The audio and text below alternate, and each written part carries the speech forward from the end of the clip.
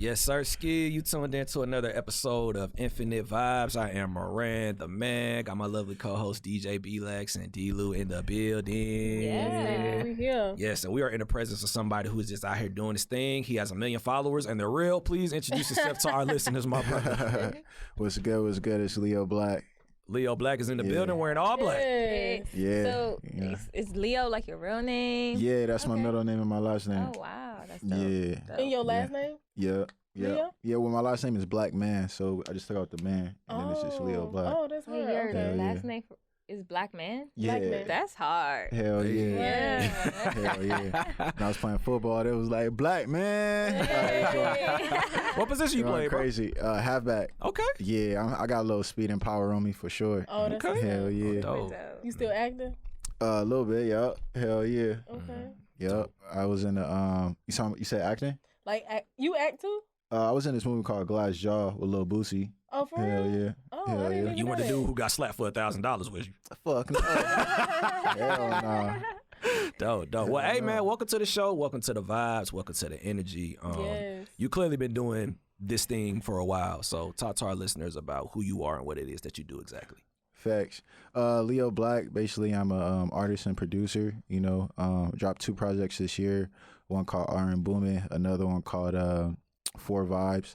On that, I pretty much produce everything except for one beat, which is a single, ironically. It's a song called Heard About You, and that's produced with OG Parker, too. I don't know if y'all familiar with OG Parker. He on a label out here called QC. Yeah. So, yeah, so we collabed on that one, and I just got 3 other songs, and now shit got like a couple million streams. So, it's going up. You said I'm a going couple, up. like, it's just, Yeah. that's good. That's really Hell yeah. I'm used to that, like, first Okay, week. talking shit. Okay. Oh, you Nah, just saw first week, millions? like, Yeah. first week usually just because of my fan base, like, they're gonna go listen to it. I barely even promote shit, like, on social media more, like, because if you really following somebody, you really fuck with their music. Like, Facts. most artists I'm listening to, I'm not even following on, like, Instagram or, you know, their Right. social media, but I know when they drop, you feel me? Because I'm on their Spotify, their Apple Music, You whatever, tapped I in. get their notification. Hell yeah. So, like, how did you grow your fan base? Really, like, I'm a touring artist, so a lot of my fans came from shows, like a lot of shows that I do. I recently, like 2018 to 2019, I toured for like a year and a half. Actually, 2022, like the first quarter. But I did like 61 dates around the country. Been on a couple of different tours. Other than that, too. So like, Hell yeah. what were you doing on tour? Basically, I did my first like 3-4 tours. It was hip hop tours. I started off when I first like really got in music and indulging in hip hop. Like I did a tour with Guitar Center.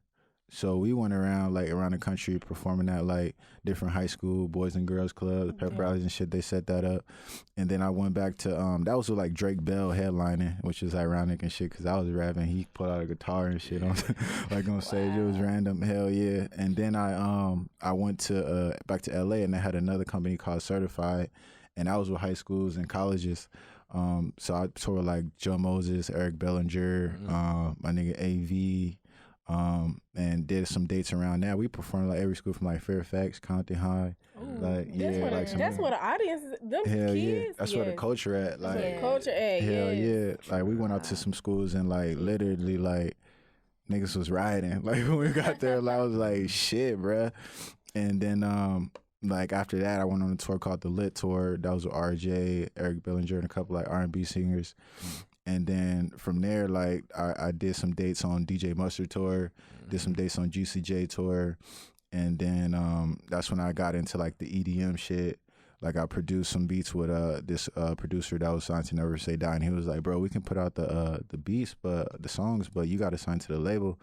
So that was like my first big deal, like 2018, and then after we did the deal or whatever and put out the song, that shit just went crazy. Like went viral, #1 on Beatport, which is pretty big, and EDM and shit. And it was a label that like Skrillex, like all the big EDM artists signed to. So at the time, one of the artists that was on the label already wanted some support. So we went on his tour, which was like 30 dates. And then we got back, did some more music. Then we went on like a co-headliner tour, did 61 dates, came back.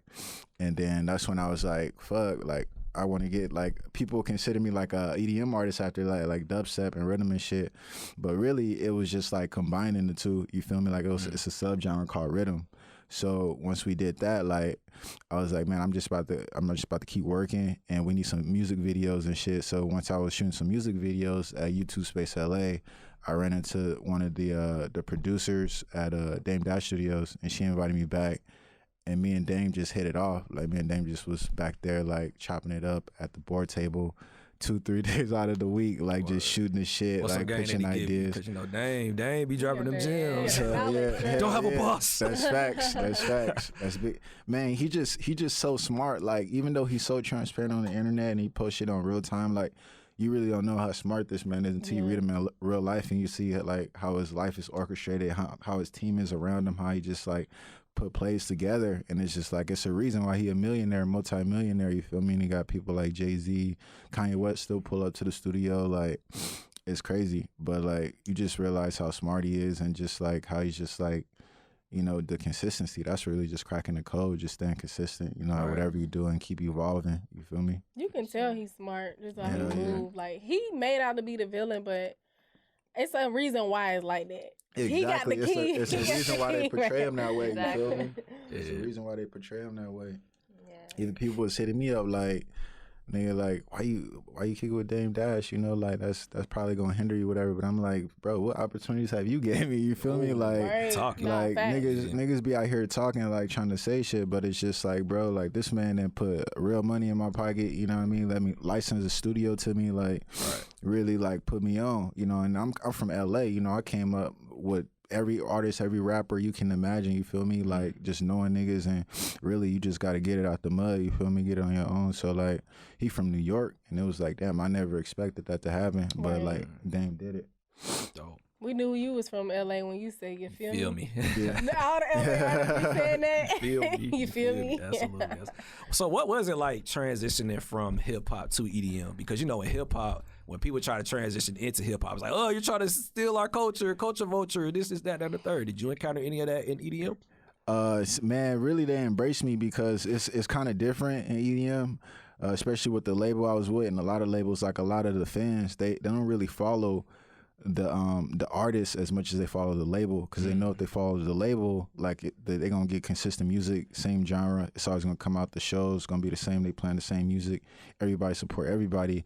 Which in hip hop, it's like the artist is damn near bigger than the label. Like, you don't really know, like, who Lil Baby or who the Baby signed to. Like, you don't be knowing as a regular fan, you feel me? But like, these fans, they really know and keep updated with the label. So like, when I came out, like, I already garnered like all like the fans that pretty much already been following all the other artists on the label. You know what I mean? That's just how it was. So like, when that happened, like, I just got all that support. And even after that, when I started putting out like hip hop shit, they supported that too. Even though they might not even listen to hip hop, you feel me? But it was just the fact that I was an artist that got put on the label that they follow and shit. So yeah, because EDM fans are very loyal. You Hell know, yeah. They will stand out there in the rain, the cold, the mud. Facts. they coming to see you. Facts. hell yeah, that's They're facts. gonna be on their Molly, they're gonna be popping their pills, but they're gonna be out there. Hell yeah. In their banana They suits. return. Hell yeah. Yeah. Absolutely. So with EDM, would you say like it's crucial to be a producer, or would you say like it's easy? I don't say easy, but possible to just be a DJ Yeah. and excel. Well, all the DJs that's really making money and really doing it for real, like, if you just out here DJing, you more like on some poser shit. Like, if you don't know how to produce, you got to know how to produce. You feel me? To get signed to the label, you got to be a producer. So me just like, you know, being a producer, and even if you just a rapper, like, you just gonna be put in as like a MC. You know, they don't really consider you like,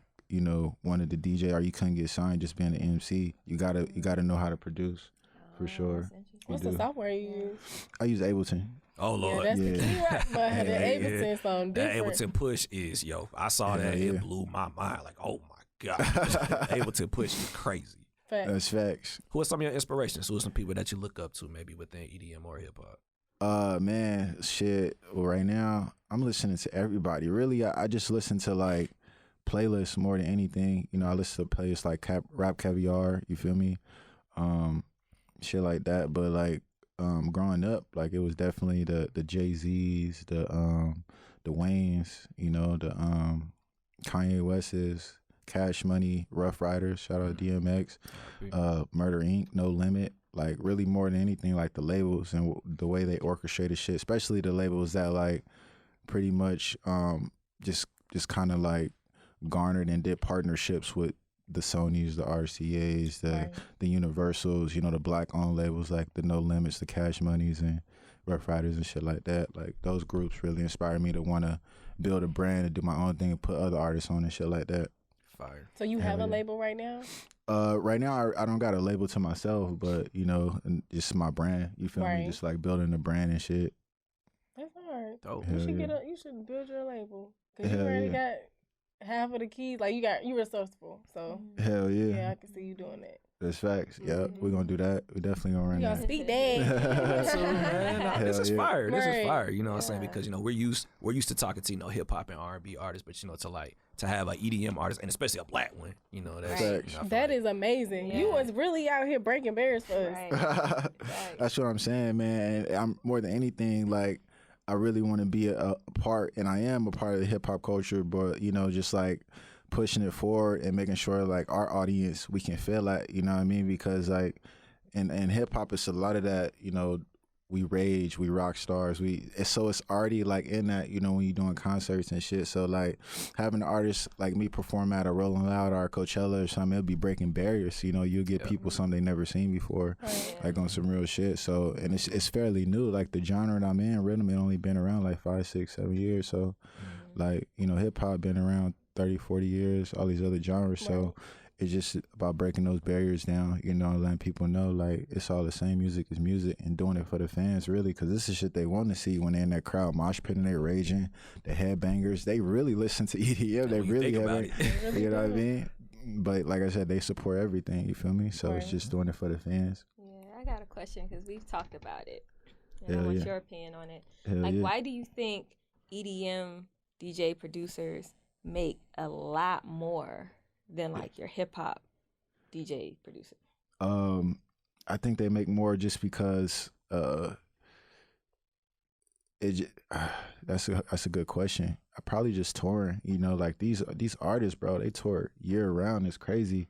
And like I said, more than anything, like when you look at in hip hop, the artists down there, they got more Instagram followers than the label. They got more of a following than the label. But EDM is crazy because these artists be having like 10, 20,000 followers, selling out like 5, 10,000 like venues, like selling real tickets. Be the headliners, bro. And it's because they work their ass off. You know, they tour, like they go crazy. They consistent with how they drop 2, 3 EPs a year. You know, just like the consistency in the touring is crazy. So I really see like it boils down to the work. You feel me? Like even when I like first got in the genre and I started collabing with different producers and see like they make their own sounds. Like one of the producers, I was in his house and he had a room strictly to where like he'll bang on shit, make a kick out of it, record it, put it in a song. Like they make shit out of scratch, you feel me? So they getting all those royalties. They not really like, you know, it's just the way they do things. They really put the work in, you feel me? And would you say like that community don't mind spending the bread to pay the talent, like versus like in hip hop, you kind of might get penny pitch, you might not get what you feel like you're valued at?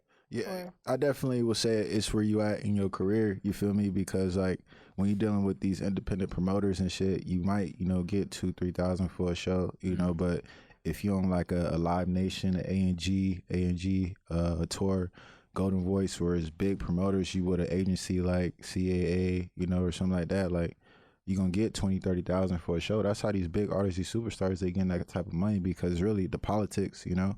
They said that when you're independent, you got to get out the mud. You got to deal with the independent promoters and shit like that. But like when you sign to a label and you got an agency behind you and you dealing with like real promoter companies like corporations, they can afford you. They're going to spend that bag on you.